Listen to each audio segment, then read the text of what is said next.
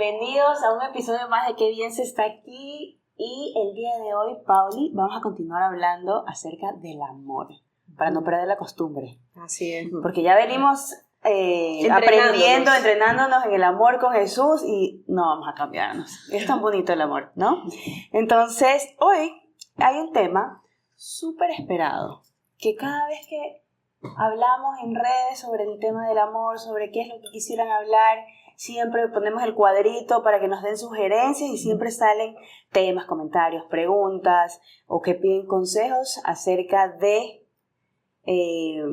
este tema que les traemos el día de hoy.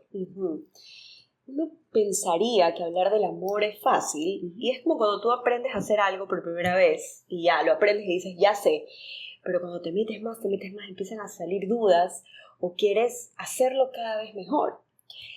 Y hoy queremos hablar sobre estas prioridades al amar. El otro día yo estaba en misa, el Evangelio hablaba algo sobre la misericordia y el padre Juan Carlos Vázquez trajo a la mesa esto del Ordo Amoris, que en español quiere decir el orden del amor, y él explicaba un poco por un tema de los migrantes que él salía a defender, que es verdad, el orden del amor te explica un poco esto de la jerarquía. Tú primero tienes que amar a Dios, luego a tu familia, luego a tu comunidad, y así. Entonces parece que los migrantes estaban en última fila, ¿ya? Y él decía, la necesidad, cuando una de estas partes tiene una necesidad más urgente, hay que reevaluar ese orden y esa jerarquía. Me pareció increíble, hice como que clic. Y no queremos ahorita hablar demasiado del tema de jerarquías, pero algunas de estas cosas se mezclan y vienen a la mesa a mezclarse con lo que les traemos el día de hoy. Sí, y ahí es cuando nosotros empezamos a ver cuáles son nuestras prioridades al amar, ¿no? Porque ese es nuestro tema, finalmente. Y bueno, para este tema tenemos unos invitados, como siempre, pero estos sí son súper especiales, porque son muy, muy amigos de nuestra familia y los admiramos muchísimo por la familia que tienen, los hijos que tienen, pues el matrimonio lindísimo que tienen. Y con nosotros están Cristian y Rochi Castelblanco. Ellos son la familia Castelblanco Álvarez, tienen 30 años de casados, 4 hijos ya graduados todos, 3 en universidad, ya pasa la 4ª en la universidad también. Son católicos de Ecuador, claro, y pertenecen al movimiento de Schoenstatt. Bienvenidos. Gracias. Muchas gracias por la invitación. Nos tomó alguna fecha ahí hasta que lo logramos. Dios y sus tiempos, por algo es que hoy estamos sentados aquí. Hoy día de la Anunciación también. Sí. También hoy día estaba viendo el calendario. Va a salir mucho después, pero bueno, ustedes saben que mujeres vamos preparando todo con tiempo. Pero bueno, vamos al tema. Y un poco lo que les decíamos ya conversábamos antes de empezar el podcast, es sobre estos momentos que nos ponen como entre la espada y la pared. Nos ponen a decidir entre lo que quiere mi mamá, pero mi esposo tal vez piensa diferente, o mi suegra quiere algo de mí, pero no me parece. Necesito tomar una decisión con el trabajo, pero tal vez eso puede afectar un poco a mi familia. Bueno, la primera pregunta para empezar a hablar del tema que quisiéramos hacerles es ¿cómo Dios nos invita a vivir nuestra vocación, esposa, de hija, de madre, sin herir a otras relaciones? Bueno, como les decía, muchas gracias por la invitación. La verdad es que me sorprendió bastante que nos hayan invitado porque decía, ¿qué tenemos nosotros que decir? Y la verdad es que no somos especialistas en esta materia. Lo que podríamos hablar es de nuestra experiencia de 30 años de casados, con una relación extraordinaria, con nuestras familias ampliadas, porque cuando uno se casa crea una familia íntima, pero alrededor hay una familia amplia que muchas personas piensan que está totalmente separada de esta familia íntima que se crea con el matrimonio, pero en realidad eso está muy equivocado porque muchas personas dicen nos casamos también con la familia del otro. En mi caso, para que sepan nuestros amigos, yo soy de una familia de migrantes, entonces los migrantes son muy unidos. Los migrantes son muy unidos porque van a otro país y no tienen a nadie más de familia, no tienen tíos, no tienen, en el caso de los papás no tienen hermanos, sus papás están en otro país, en el caso de los hijos no tienen primos, no tienen tíos, solo es papá, mamá e hijos. Entonces en ese sentido, para los migrantes, casarse con un hijo de migrantes es complicado porque la persona que se casa va a tener una relación muy intensa con su familia y Rochi podrá conversar después que esa relación ha sido muy intensa con nuestra familia. Y la verdad es que yo creo que no hay una regla definida para eso, sino que tiene que ver con la circunstancia de que se trate, ¿no es cierto? Con la circunstancia de que se trate. Y yo diría que lo básico es que si uno lo mira con ojos de amor, que es precisamente el tema en el que ustedes están profundizando, uno va a poder tomar la decisión con la ayuda de Dios. Significa, ¿quién me necesita más? Significa, ¿quién me requiere primero a mí? ¿A quién debo responder? En lo que tiene que ver con actividades, en lo que tiene que ver con consejos, en lo que tiene que ver con toma de decisiones. Entonces tiene que ver con cada una de esas decisiones que debe analizarse de manera particular. En nuestro caso, con Rochi, nosotros tuvimos una relación de enamorados larga. Eso nos permitió conocer a nuestras familias de manera muy intensa. Rochi muy amiga de mis hermanos, yo muy amigo de sus hermanos, al punto de que nos considerábamos que sus hermanos eran mis hermanos y que mis hermanos eran hermanos de Rochi. Entonces, eso nos sirvió muchísimo para el momento de casarnos, al momento ya de tomar decisiones. Y luego también una confianza extraordinaria también. Mi suegro fuimos socios con mi suegro en nuestro trabajo de abogados.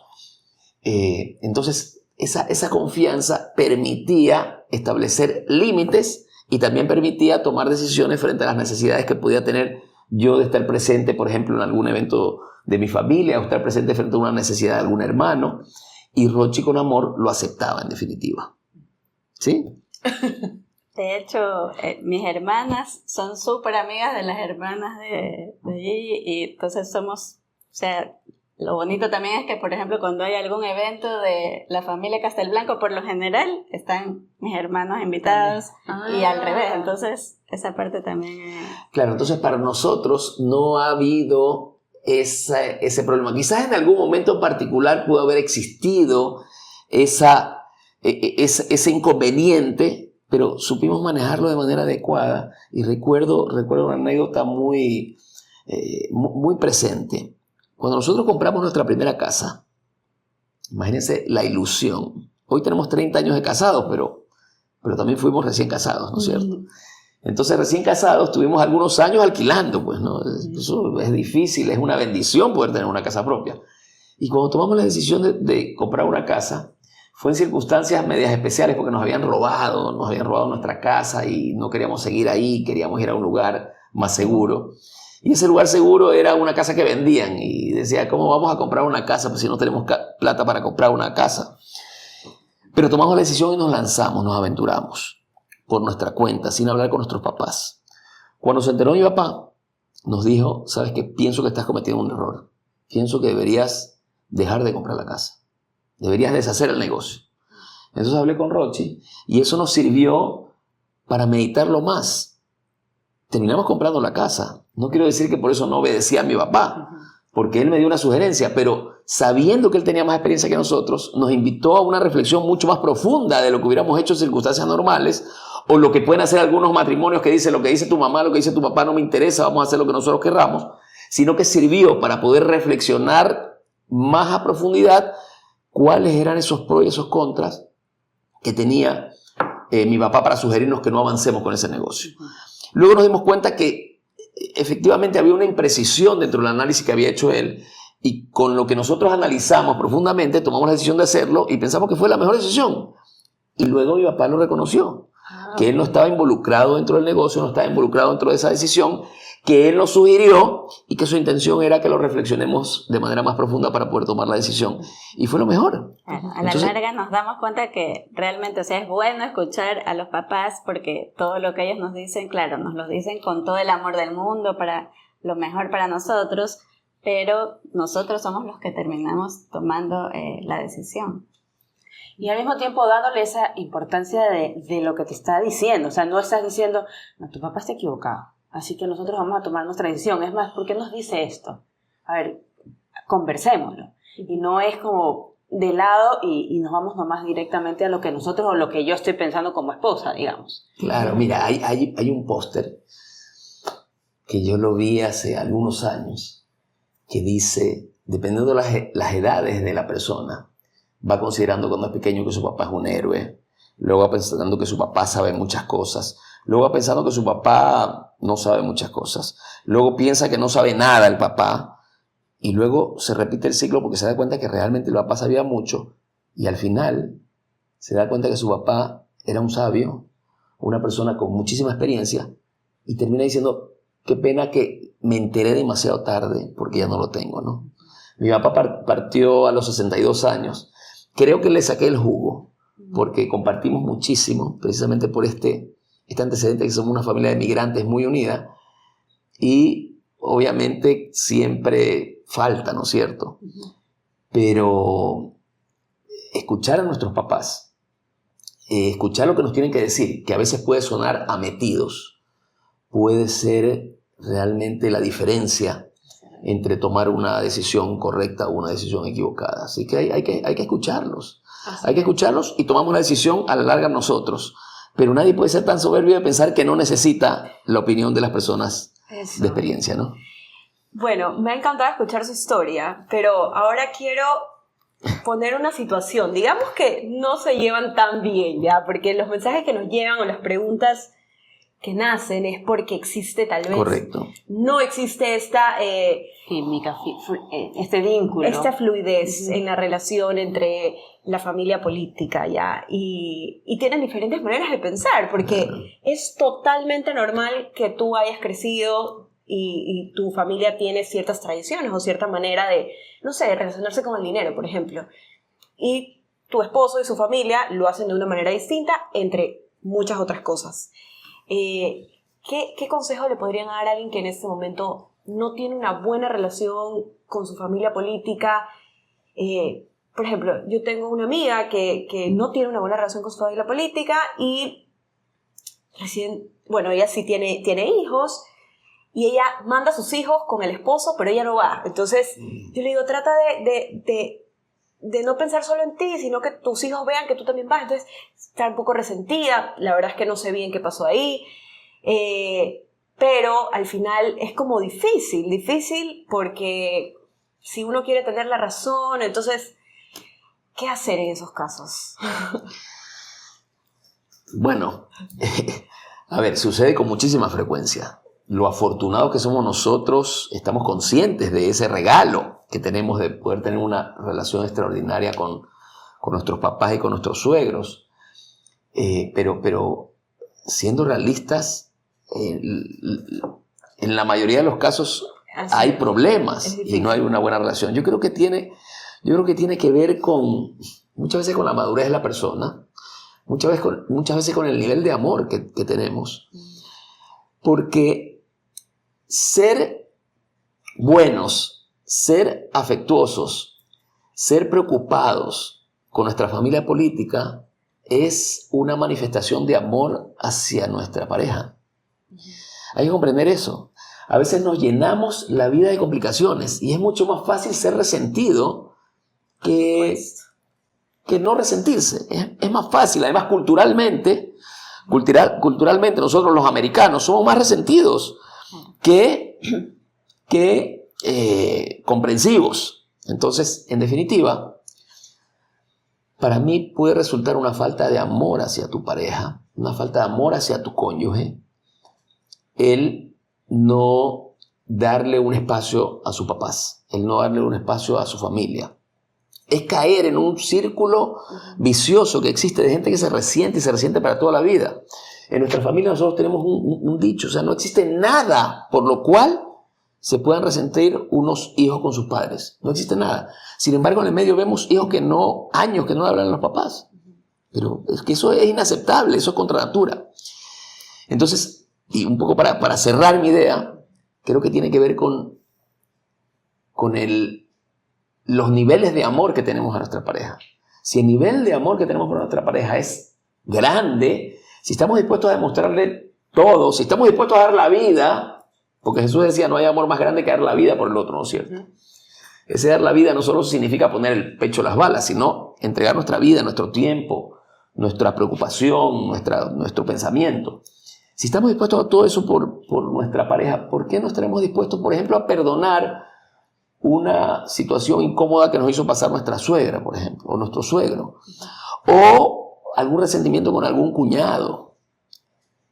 Si nosotros amamos de verdad, estamos dispuestos a pasar por encima de eso. Y lo peor es que cuando uno ya cumple más años, nosotros tenemos 30 años de casados. Si sacan la cuenta, se imaginarán cuántos años tenemos. No lo voy a decir porque Roche se va a enojar conmigo después. Pero ya a estas alturas de la vida uno se da cuenta que ser resentido, a estas alturas de la vida, el decir yo no voy para allá, a estas alturas de la vida, ser más cómodo que preocuparnos por visitar a nuestra familia política, es un error tremendo. Y el tiempo pasa tan rápido que uno se da cuenta después que realmente perdió mucho tiempo con los resentimientos, que perdió mucho tiempo haciéndose el difícil, que perdió mucho tiempo ninguneando a sus suegros, por ejemplo, o a sus cuñados. Uno puede enseñarles también con el ejemplo. Uno puede enseñarles también, porque pueden haber suegros difíciles, por supuesto, pueden haber cuñados difíciles, pero con el ejemplo de que uno los acepta, los ama y ama a la persona que está al lado de uno, y por eso los quiere y los comprende, eso también nos puede hacer cambiar también a ellos. Así que una recomendación para esas personas que nos escriben, ¿no es cierto?, y que dicen, sí, yo tengo ese problema, es amen. Si aman, van a cambiar corazones. Claro, y también, o sea, por ejemplo, en el caso de nosotros que decíamos, nos llevamos muy bien, las dos familias y todo, pero no es que no ha pasado cosas, o sea, sí han pasado que de repente, así como nos llevamos como hermanos, también nos peleamos como hermanas, o sea, entre cuñadas o de pronto con la suegra, o también, o sea, nos decimos a veces muchas cosas de frente, las cosas y todo, pero siempre el amor puede más.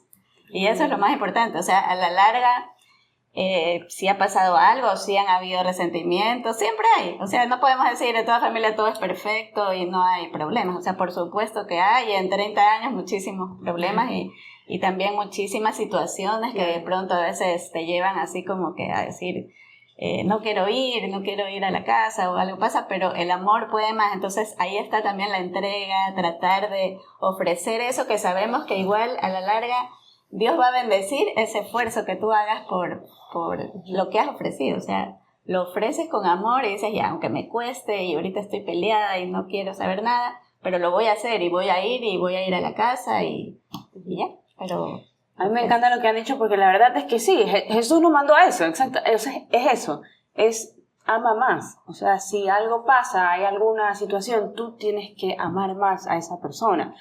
Ama a tus enemigos, me explico. Entonces, por ejemplo, a tus hijos, que siempre, mientras van creciendo, adolescencia, todas estas cosas que pasan, y Jesús te dice, ámalo.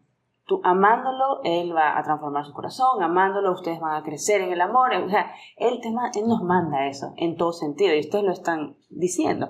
Ahora, quería yo preguntarles, cuando tienen, que es un ejemplo que nos dieron en algún momento, ¿qué tan bien está decir no o sí a las cosas, incluso de Dios, cuando eso puede llevar a alguna situación con tu familia, alguna situación negativa, digamos, o estás tan involucrada? A veces pasa también que nos podemos perder un poco en eso, involucradas con Dios, que también te das cuenta que empiezas a tener problemas con tu familia por eso de ahí. Entonces pero mucha gente dice, pero si es Dios, o sea, ¿por qué voy a tener un problema con familia si es Dios con el que yo estoy? Entonces, ¿qué? O sea, como actividades de la iglesia, apostolado. Exactamente. ¿Hasta qué punto también a veces podemos decir, incluso, o sea, tenemos que poner sobre la mesa incluso cosas que tienen que ver con Dios para tener una buena relación con tus familiares o esa pregunta de Dios que nos sale tanto en las redes sociales? Sí, a ver, sucede mucho que las personas se involucran en actividades de Dios y otras actividades que les genera conflictos en su hogar, ¿no es cierto? Pero refiriéndonos solo a las de Dios, porque realmente ahí es donde está un conflicto serio. Sí. Porque dice, a ver, yo voy a trabajar por la iglesia, a mí me han encargado dar las charlas prematrimoniales, a mí me han encargado ser el que organiza el coro. A mí me han encargado lo que sea. Yo creo que uno tiene que tener cuidado de caer en el activismo, porque a Dios se lo ama de diferentes maneras. No solo se lo ama dentro de la iglesia, no solo se lo ama en una actividad evangélica o evangelizadora, quiero decir, ¿no? No solo se lo ama en los sacramentos, sino que se lo ama en el prójimo. Y el prójimo más próximo es nuestra familia, ¿no es cierto? A nosotros con Rochi nos ha pasado, y bueno, ella quizás podría contar alguna experiencia, porque nosotros tenemos mentalidad y tenemos un compromiso de dirigencia en nuestro movimiento, en Schoenstatt. Es decir, hemos trabajado hace 30 años en el movimiento en dirigencia, es decir, ayudando, colaborando en diferentes actividades, y eso ha significado para nosotros mucha satisfacción, muchas bendiciones, porque Dios no se deja ganar en generosidad. Tú das poquito y recibes mucho. Entonces casi que es un negocio de conveniencia, pero por amor, ¿no es cierto? Pero ha habido puntos en nuestra vida en la que hemos... Tenían que decidir también. En la que hemos tenido que decidir, ¿no? Y tú puedes contar un poco acerca de eso. Nos pasó que estuvimos en un apostolado justamente que duraba, nos habían dicho 2 años. Y realmente era un apostolado que empezó por un día a la semana. Entonces los chicos estaban pequeños todavía, decíamos, bueno, un día a la semana lo vamos a dedicar al apostolado. Pero a la larga y en la práctica, este apostolado era prácticamente todos los días y salidas todos los días. Ya, muy fuerte, sí. Y los chicos ya nos comenzaron a reclamar y a decir, otra vez reunión. Entonces, y ya después nosotros ya se va a acabar como que el periodo para el cual fuimos elegidos, y ya ahora sí nos vamos a dedicar completamente, les decíamos a nuestros hijos. Y acabando ya el periodo, nos dicen que querían como que continuemos un tiempo más. Y ahí, frente a todos, que la verdad es que todos estaban de acuerdo, las otras personas, digamos, en continuar, pero nosotros tuvimos que ser en ese rato firmes, porque realmente dijimos, no, esto ya está afectando a nuestra familia, lo estamos viendo con nuestros hijos y hasta aquí. O sea, lindo poder servir y todo, y que nuestros hijos vean, porque también no se trata de decir no y no vuelvo a trabajar para Dios, pero tener un equilibrio. Entonces, ahí decidimos ya darnos un rato de... Cambiar el apostolado, ¿no es cierto? Y cambiar el apostolado, sí. Así es. Y ahí Hacia como los hijos. justamente nos habían invitado a misiones universitarias, o sea, las misiones universitarias, pero como familia. Entonces ahí fue que decidimos ir a estas misiones, y luego ya el padre Pato, que es el que nos había invitado a las misiones universitarias, nos dijo, bueno, chao, ahora tienen que fundar las misiones familiares. Entonces un día justamente había una reunión de los que habíamos ido, entre esos tus papás, habíamos ido a las misiones universitarias, y nosotros no pudimos ir a esa reunión. Entonces nosotros solo dijimos, bueno, lo que ustedes decidan, nosotros vamos a apoyar. Y decidieron que nosotros íbamos a ser los jefes. Claro, estaban presentes, pero el no que vamos a falta, decidir. el que falta. Típico. Y los jefes eran las primeras misiones familiares en Guayaquil. Entonces nos tocó y dijimos, bueno, nosotros habíamos dicho que íbamos a hacer lo que decidan, entonces ya acatamos eso, y nos tocó investigar cómo eran las misiones familiares en todos lados y todo, hasta poder hacer. Y la verdad es que hasta ahora es como nuestro apostolado preferido, porque ya pues vamos Pero en lo hacemos con nuestros hijos. Sí. Yo creo que hay que tener cuidado de algo. Y para las personas que nos ven también, un poco que hagan conciencia. Hay muchos jóvenes que se alejan de la iglesia por ver el activismo de sus papás y porque no los involucran a ellos. Es decir, sienten que Dios compite con ellos. Es algo terrible lo que estoy diciendo, pero sucede porque los papás quizás postergan a los hijos. Y hay personas muy comprometidas que muchas veces tú revisas y sus hijos no quieren saber nada de la iglesia.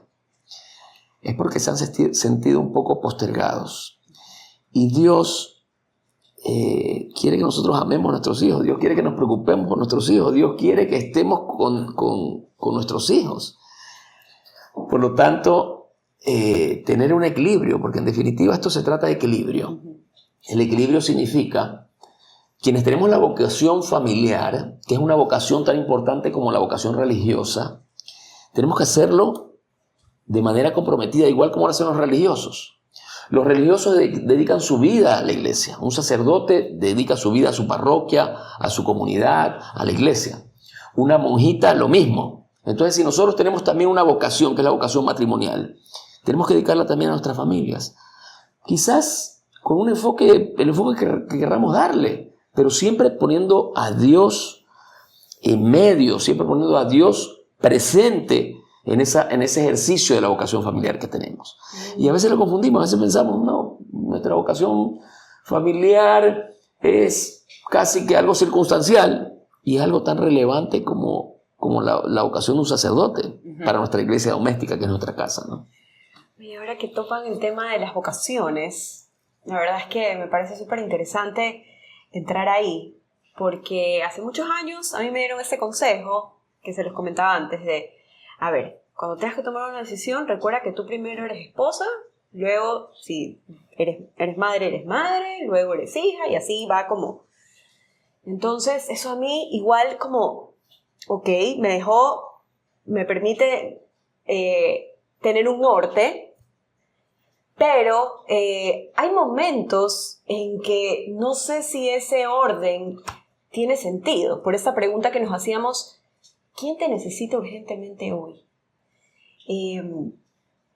Quiero traer de nuevo a la mesa un ejemplo concreto, como para que los que nos estén escuchando puedan saber. Y una persona nos decía, tengo una hija de 3 meses de edad, vivo lejos de mi familia, mis papás necesitan de mi compañía porque está atravesando una enfermedad muy crítica uno de ellos. Debería irme una temporada con ellos, dejo a mi esposo, ¿qué hago? ¿Soy mamá primero? ¿Es más importante ser hija? ¿Qué piensan ustedes? Mira, yo creo que cada situación es particular y cada situación supone su análisis específico, ¿no es cierto? Pero eso quiere decir que no hay una regla específica. Pero cuando contabas el caso de esta persona, vino a mi mente esa reflexión que le hacen a las mamás cuando le preguntan del hijo preferido. Sí. ¿Cuál, ¿no es cierto? ¿Cómo es esa? Que le preguntan quién es tu hijo preferido. Exacto. Y el hijo preferido es el que más te necesita en el momento. O sea, el que está enfermo cuando está enfermo, el que tuvo un accidente, o el que se cayó en las notas y necesita un abrazo, o el que le va mal en el amor y necesita en ese momento. O sea, en ese momento tienes que cumplir también el rol de lo que te toca cumplir, o sea, de lo que Dios también te manda. O sea, yo creo que ¿quién te necesita más? Sería la pregunta también ahí. Y por supuesto que tu familia siempre va a ser, yo creo que lo más importante, pero, ¿sabes? Imagínate uno como papás. Tú sabes lo que has entregado a tus hijos y al mismo tiempo reconocer lo que tus papás han entregado por ti. O sea, tú tienes el tiempo, por ejemplo, si tu papá está enfermo, si tu mamá está enferma, es el tiempo de retribuir también todo ese amor que tu mamá te dio en un momento, podérselo dar en algún momento cuando ella te necesita. O sea, mi mamá que falleció el año pasado, estuvo 6 meses prácticamente que no podía ni bañarse. Entonces nos tocó ir con mis hermanas, turnarnos, o sea, también tener un equilibrio, si tienes varios hermanos, turnarte, ver cómo también buscar creatividad.